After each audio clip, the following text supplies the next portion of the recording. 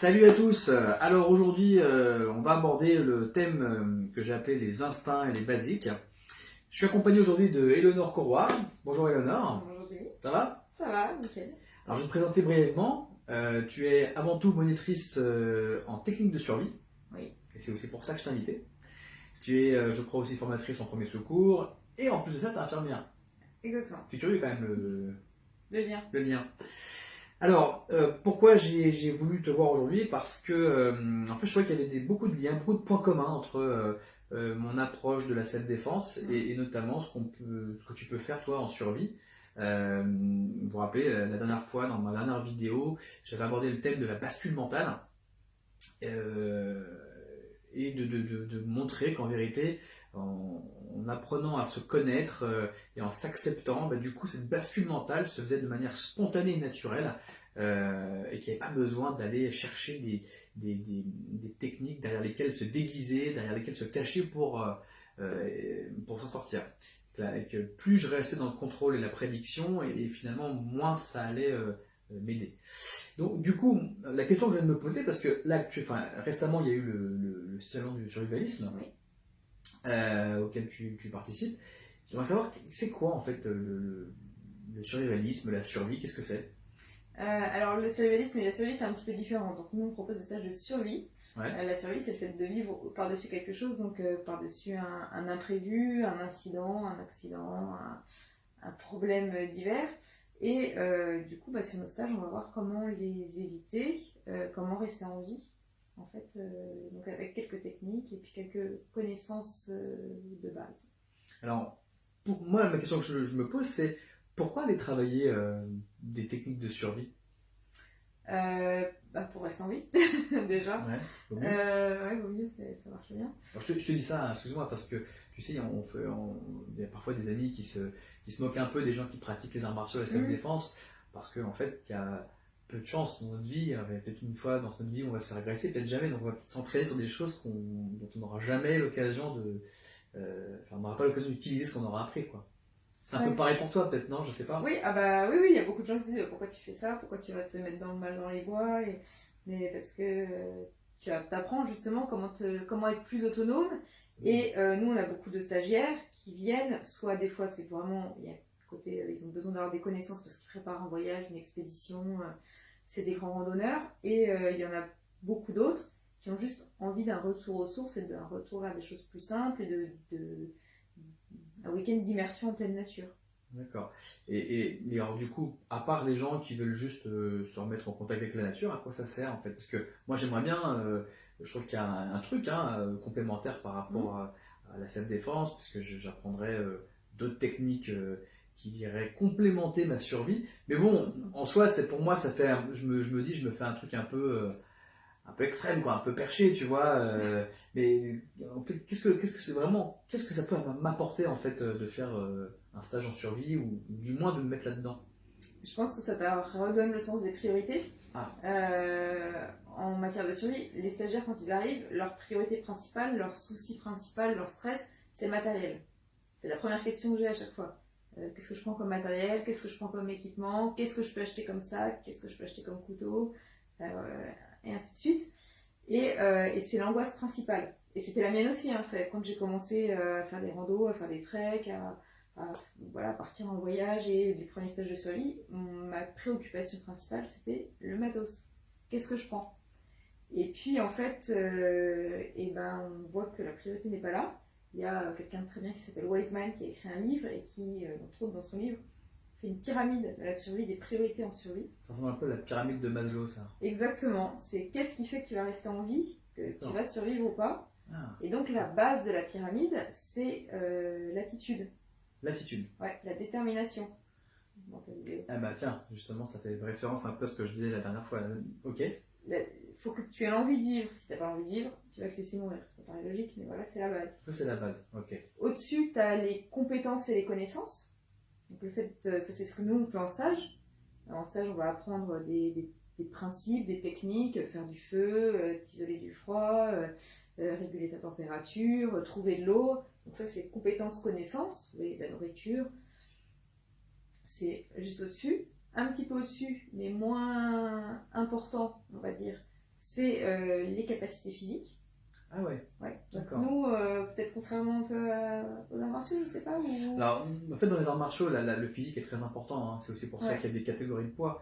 Mais c'est vrai que si on prend la personne lambda qui ne pratique pas forcément, la technique, en tout cas, pourrait au moins compenser en partie le côté physique. Donc, je peux comprendre effectivement que ça puisse peut-être pas être aussi prioritaire, mais évidemment, si le mec ne fait pas d'arts martiaux, il a que son physique pour lui, donc il faut bien qu'il travaille la technique. Ouais. Donc, oui, c'est à peu près pareil. Et le dernier truc, donc il y a l'attitude, la détermination en bas, compétences, connaissances. Un petit peu au-dessus, moins prioritaire, les capacités physiques, parce qu'il y a un moment où si tu te fais courser par un ours, il faut que tu sois capable de courir un petit peu. Voilà. Et puis le dernier truc, le moins important, c'est le matériel. Donc en fait, on prend la pyramide complètement à l'envers en fait. Nous, en stage, le but du jeu, c'est de la redonner dans le bon sens aussi, quoi. D'accord. De redonner le sens des priorités aux gens. Et même dans l'équipement, dans le matériel, généralement, c'est pas parce qu'on vit dans une société de consommation et donc on fait plein de produits, plein d'équipements, plein de matériel qui répondent et qui ont des petits gadgets, des petits gris-gris et tout ça. Et donc, ce qu'on voit en stage de survie, c'est aussi que des fois, il faut revenir vers des choses plus simples, du matériel plus basique, qui est plus polyvalent, avec lequel on peut faire beaucoup plus de choses, plus facile à utiliser, plus solide, plutôt que d'aller vers de la sophistication qui n'est pas adaptée en tout cas à la survie.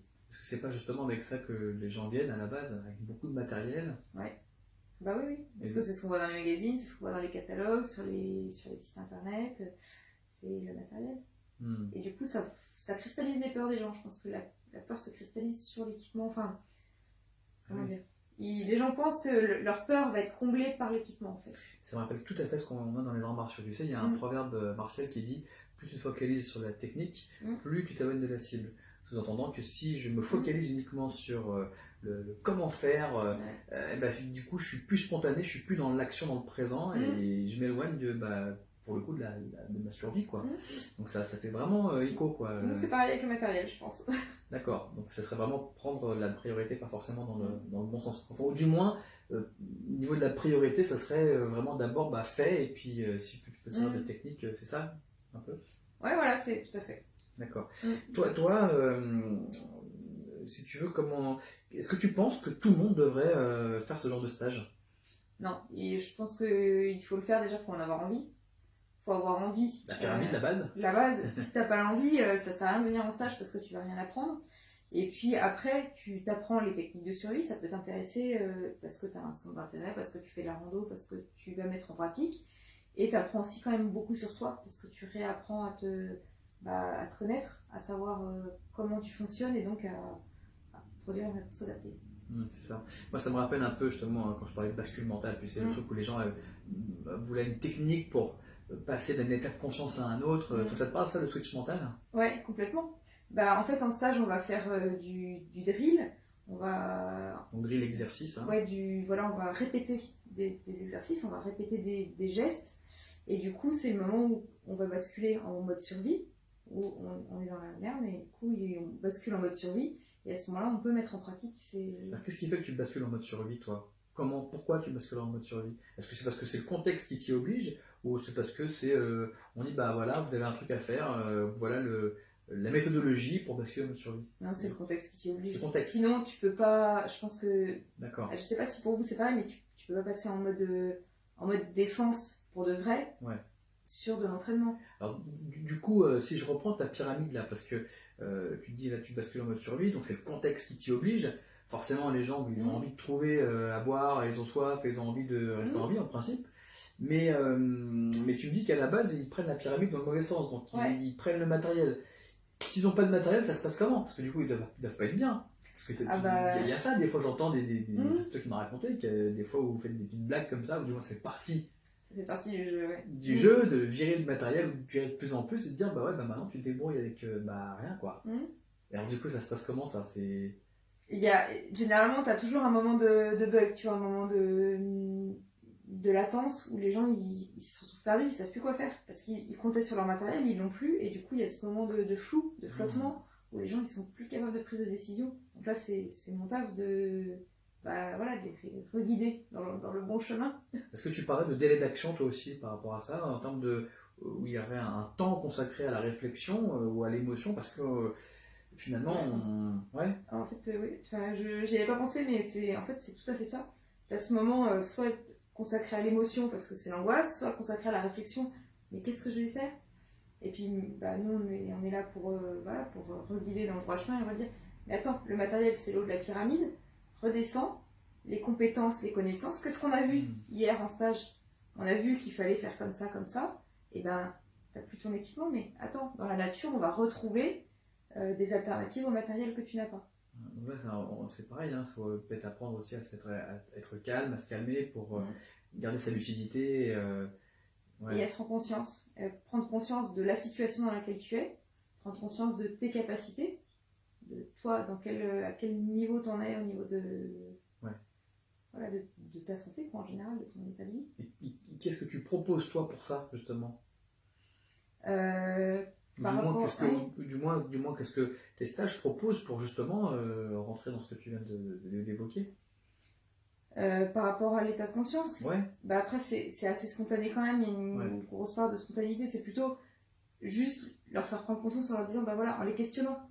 Comment tu ferais, Et puis, beaucoup d'anecdotes. On raconte beaucoup d'anecdotes de nos aventures, et ça, pour leur faire prendre conscience que nous aussi, tu vois, on n'est pas des modèles, tout n'est pas parfait dans notre vie, et qu'on a connu des moments de galère. Et ces moments de galère, si on s'en sort, que ce soit moi ou tous les récits de survie que je peux lire, les gens qui s'en sortent, c'est les gens qui sont capables de dire là, maintenant, je suis dans la merde. Ah, d'accord. Donc en fait, qui sont bien réalistes et voilà. Qui acceptent en fait ce qui arrive, quoi. Ouais. Ça me rappelle un peu, tu sais, j'avais fait une métaphore avec des animaux symboliques, en expliquant que un rat qui se déguise en un tigre, du coup, s'ils sont dans une réelle situation, le masque du tigre pourrait tomber et il se retrouverait en fait dans un conflit interne, tu sais, qui l'empêcherait en fait de bouger. Du coup, ça fait référence un peu à ça aussi, toi, non? Est-ce que ce serait le rat, imaginons, hein, c'est pas forcément tout ce que j'ai raconté, mais ce serait celui qui a, qui est normal, mais qui va prendre du matos parce qu'il a pallié aux techniques qu'il n'a pas. C'est ça un peu, non? C'est ça. Et puis nous, on leur montre des techniques de tigre, mais on montre aussi des techniques de rat finalement. Et après, chacun, quand le masque tombe, tu es prêt à t'adapter avec la technique que tu as. Ouais, c'est quel genre de masque qu'ils peuvent prendre, par exemple en quoi ils se déguisent, en gros? Nous, c'est le masque du guerrier. Hein. C'est-à-dire le guerrier, le warrior, le survivor. Tu vois bien dans les. Tu peux faire de la muscu, des choses comme ça Un peu de la muscu côté guerrier, et puis surtout, ils sont tous déguisés en militaire. Ah, ça veut dire qu'ils ont des treillis et tout, quoi. Ouais, moi aussi. Hein. D'accord. Ça m'arrive, mais du coup, tu as la tenue qui va avec et tu te mets dans le personnage, tu vois. Tu te galvanises avec une tenue de tigre. D'accord. Donc en gros, toi, pour conclure, qu'est-ce que tu dirais de ce que peut apporter en fait les stages de survie, ou ce que ça apporterait à n'importe qui, et essentiellement aussi aux pratiquants de self-défense? Je pense que ça t'apporte surtout déjà le sens des priorités, la détermination. Il faut que tu aies la détermination, et du coup ça t'aide à travailler la détermination dans un autre cadre que celui de la self. Je pense que ça c'est le plus important. Ouais. Et puis le côté, c'est ce que je disais, le drill, le switch. Tu vois, le moment où tu vas switcher, où tu vas être capable de produire une réponse instinctive, et puis retourner vers des choses plus basiques. Ah ouais, donc des choses plus simples, effectivement, passer d'un matériel sophistiqué à un matériel plus simple, en fait, de se dire... Voire, pas de matériel, à retrouver dans la nature. Effectivement, ouais. Alors, du coup, le mot survivaliste, est-ce qu'il n'est pas un peu exagéré ou marketing, je sais pas. Le mot survivalisme, c'est complètement marketing. En fait, le survivalisme, c'est quoi? C'est d'être capable de t'en sortir dans une situation, une rupture de normalité, de ta normalité de tous les jours. Donc on te vend le tigre, mais en fait, c'est quoi? C'est du développement durable, c'est de la résilience, c'est des capacités d'adaptation. De l'autonomie, peut-être aussi. De l'autonomie, c'est moins vendeur.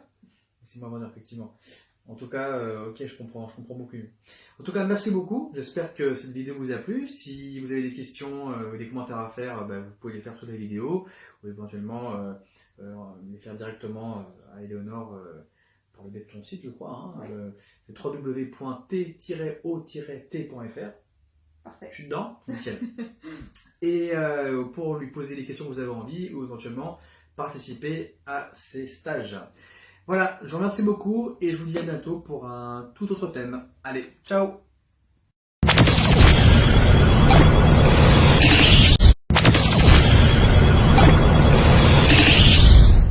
Salut à tous. Alors